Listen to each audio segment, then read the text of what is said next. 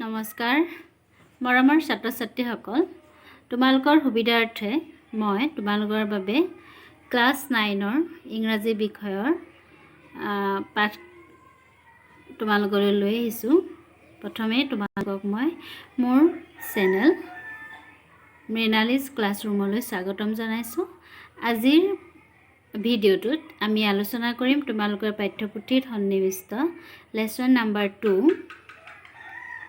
The Sound of Music part 1ৰ অংশটো আজি আমি আলোচনা কৰিম। এই পাঠটোত পাৰ্ট 1ত দিছে তোমালোকক ইভলিন গ্লেনি নামৰ এগৰাকী ছোৱালীৰ কাহিনী। Part 1 Evelyn Glennie listens to sound without hearing it নামৰ এই পাঠটো তাৰমানে পাৰ্ট 1ত ইভলিন গ্লেনি নামৰ এজনী ছোৱালীৰ বিষয়ে পঢ়িবলৈ তোমালোকক দিছে। ইভলিন গ্লেনি আছিলে এগৰাকী teenager. she was a teenager from Scottish farm and she had lost her hearing but she can hear music. Now we have to see how can she hear music. This is about the lesson. লেসনটোত এইখিনি কথাই আছে কেনেকৈ তাই কলা হৈও মানে শুনিবলৈ পাৰিছিল আৰু বৰ সুন্দৰকৈ তাই কি কৰিব পাৰিছিলে মিউজিকেল ইনষ্ট্ৰুমেণ্টবিলাক বজাব পাৰিছিলে। গতিকে চাওঁ হাচোন ইয়াতনো কি দিছে। বিফৰ ইউ ৰিডত দিছে তোমালোকক চোৱা। God may have taken her hearing but he has given her back something extraordinary. কি কৈছে তাৰমানে God may have taken her hearing, ভগৱানে তাইৰ শ্ৰৱণ শক্তি কাঢ়ি নিছিল, but he has given her back something extraordinary, কিন্তু তাইক ভগৱানে বিশেষ কিবা এটা এক্সট্ৰাঅৰ্ডিনাৰী এটা মানে অসাধাৰণ এটা প্ৰতিভা বা শক্তি ঘূৰাই দিছিলে। What we hear she feels far more deeply than any of us. আমি যিটো শুনো তাই অনুভৱ কৰিছিল, আমি শুনি পেলাই যিটো অনুভৱ কৰোঁ তাতকৈ বহু বেছিকৈ তাই কি কৰিছিলে অনুভৱ কৰিয়েই সেইখিনি বুজিব পাৰিছিল। That is why she expresses music so beautifully. আৰু সেইকাৰণে তাই ইমান সুন্দৰকৈ সংগীত প্ৰকাশ কৰিব পাৰিছিল। Read the following account of a person who fought against the physical disability and made her life a success story. Read the following account of a person, মানে তলত দিয়া এগৰাকী ব্যক্তিৰ বিৱৰণটো পঢ়োৱা হাচোন যিয়ে কি কৰিছিলে শাৰীৰিক অক্ষমতাৰ বিৰুদ্ধে যুঁজি পেলাই তাইৰ জীৱনটোৱে এটা সফলতাৰ কাহিনীলৈ ৰূপান্তৰিত কৰিবলৈ সক্ষম হৈছিল। Now let us see the paragraph number 1. Rush hour crouched Joshua for position on the underground train platform. Rush hour crouched Joshua for position on the underground train platform. Underground মানে মাটিৰ তলেৰে চলা ৰেল ষ্টেচনত কি হৈছিলে মানুহবিলাকৰ মাজত ঠেলা হেঁচাৰ সৃষ্টি হৈছিল। A slight girl looking younger than her 17 years was nervous yet excited as she felt the vibrations of the approaching train. কি ক'লে A slight girl এগৰাকী দেখিবলৈ সৰু আৰু ক্ষীণমিন এগৰাকী ছোৱালী looking younger than her 17 years তাই 17 বছৰ বয়সতকৈ দেখিবলৈ সৰু was nervous yet excited যদিও বা তাই উদ্বিগ্ন হৈ আছিল। নাৰ্ভাছ মিন্স উদ্বিগ্ন হৈ থকা আৰু লগতে তাই কি হৈছিলে এক্সাইটেড ৰোমাঞ্চিত হৈও আছিল যেতিয়া তাই কি কৰিছিলে felt the vibration of the approaching train rail ষ্টেচনত আহি পোৱা ৰেলখনৰ যেতিয়া কম্পনটো অনুভৱ কৰিছিল তাই তেতিয়া উদ্বিগ্ন হোৱাৰ লগতে শিহৰিত বা ৰোমাঞ্চিত হৈছিল। It was her first day at the prestigious Royal Academy of Music in London and daunting enough for any teenager fresh from a Scottish farm. আৰু এইটো কি আছিলে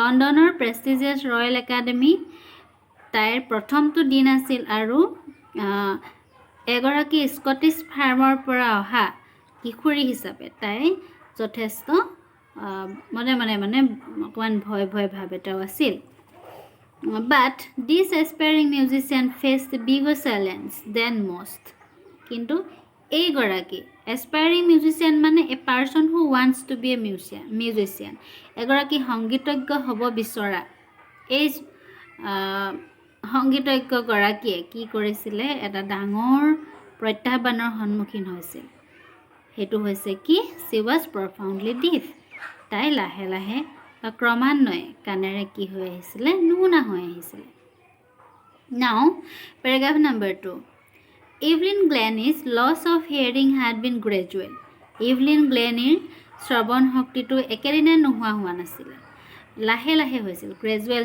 means slowly Her mother remembers noticing something was wrong when the 8-year-old Evelyn was waiting to play the piano. Her mother remembers noticing something was wrong. তাইৰ মাকে এইটো লক্ষ্য কৰিছিল যে কিবা এটা হৈছে কৰবাত when the 8-year-old Evelyn was waiting to play the piano. তাই 8 বছৰীয়া ইভলিনে যেতিয়া পিয়ানো বজাবলৈ ৰৈ আছিল তেতিয়া তেওঁ লক্ষ্য কৰিছিল যে তাই নিশ্চয় কিবা এটা হৈছে They called her name and she didn't move. তেওঁলোকে তাইৰ নামটো কৈ আছিলে মাতি আছিলে she didn't move কিন্তু তাই লৰচৰ হোৱা নাছিল I suddenly realized she hadn't heard says Isabel Glennie মই হঠাতে ৰিয়েলাইজ কৰিছিলোঁ অৰ্থাৎ মই অনুভৱ কৰিছিলোঁ যে তাই হয়তো শুনা নাছিল for quite a while Evelyn managed to conceal her growing deafness from friends and teachers অলপ দিনলৈকে তাই কি কৰিছিলে তাইৰ বাহি অহা সেই যিটো কাণেৰে নুশুনা কথাটো তাই বন্ধুবৰ্গৰ পৰা আৰু শিক্ষকসকলৰ পৰা লুকুৱাবলৈ চেষ্টা কৰিছিল but by the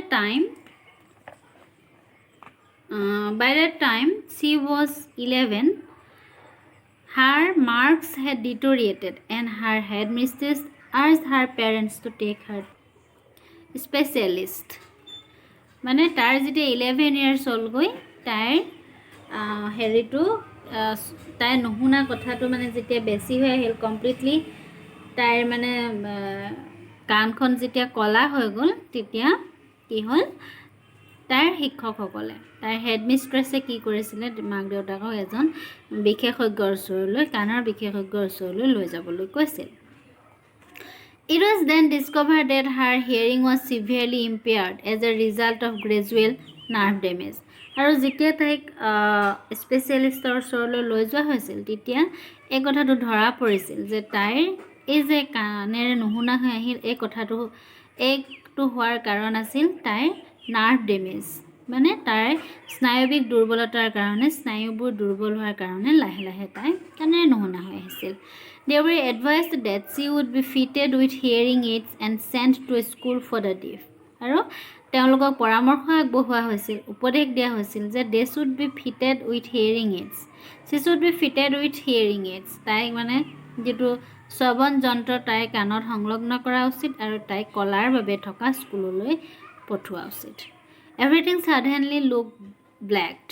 says Evelyn. Evelyn কৈছিল যে হঠাতে মোৰ বাবে সকলোবোৰ অন্ধকাৰ হৈ পৰিছিল Now let us see paragraph number 3 But Evelyn was not going to give up কিন্তু ইভলিনে ইমানতে হাৰ মনা নাছিল She was determined to lead a normal life and pursue her interest in music তাই এটা সাধাৰণ জীৱন যাপন কৰিবলৈ দৃঢ় প্ৰতিজ্ঞ আছিল আৰু তাইৰ সংগীতৰ প্ৰতি যি ৰাপ সেই ৰাপটো তাই অব্যাহত ৰাখিছিল One day she noticed a girl playing a xylophone and decided that she wanted to play it too.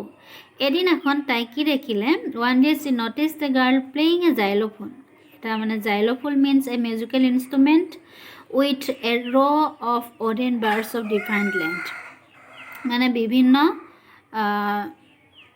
দীৰ্ঘতাৰ কিছুমান কাঠৰ মানে এনেকৈ ৰোল থাকে বাৰ মানে মাৰি থাকে সেইবিলাক হেৰি কৰি পেলাই এইটো মিউজিকেল ইনষ্ট্ৰুমেণ্ট বনোৱা হয় আৰু সেই ছোৱালীজনীয়ে যেতিয়া এটা মানে তাই মিউজিকেল ইনষ্ট্ৰুমেণ্ট যিটো কোৱা হৈছে জাইলোফোন বজোৱা দেখিলে তেতিয়া তাইও ভাবিলে যে ময়ো xylophone বজাম Most of the teachers discouraged her, but percussionist Ron Frost spotted her potential.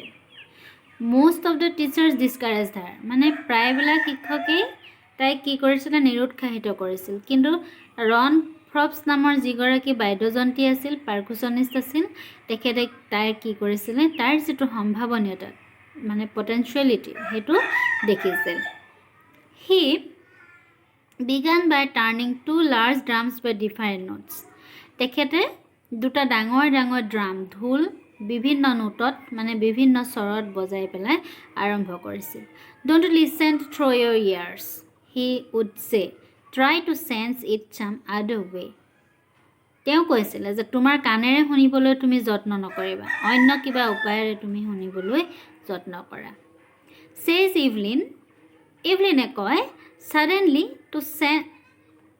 Suddenly I realized I could feel the higher drum from the waist up and the lower one from the waist down. হঠাতে এভলিনে ক'লে যে যিটো drum বজোৱা মানে ঢোলৰ বজোৱা সেই দুটাই কেনেকৈ গম পালে, যিটো উচ্চ স্বৰটো ৱেষ্ট আপ মানে এই সৰু গাঁঠিটো হাতৰ যিটো আমাৰ সৰু গাঁঠি, সেই সৰু গাঁঠি উঠাটোত তাই উচ্চ স্বৰ আৰু গাঁঠিটো নমাটোত তাই কি কৰিছিলে নিম্ন স্বৰটো অনুভৱ কৰিব পাৰিছিল। Forbes repeated the exercise. ফ্ৰপছে সেই অনুশীলনটো পুনৰাবৃত্তি কৰিছিল। And soon Evelyn discovered that she could sense certain notes in different parts of her body. আৰু তাই কি কৰিছিলে, এই কথাটো অনুভৱ কৰিব পাৰিছিল যে তাই শৰীৰৰ বিভিন্ন অংগৰ জৰিয়তে তাই কি কৰিব পাৰিছিল, মিউজিক শুনিবলৈ সক্ষম হৈছিল।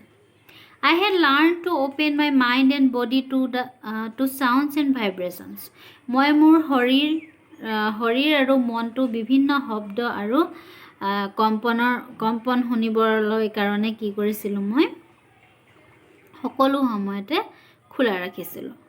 The rest was sheer determination and hard work. আৰু বাকী সকলোখিনি কি হৈছে, sheer means reality, সকলোবিলাক সম্ভৱ হৈছে তাইৰ দৃঢ়তা আৰু কঠোৰ পৰিশ্ৰমৰ দ্বাৰা। Okay, my dear students, that's all for today. I will see the remaining part in another video.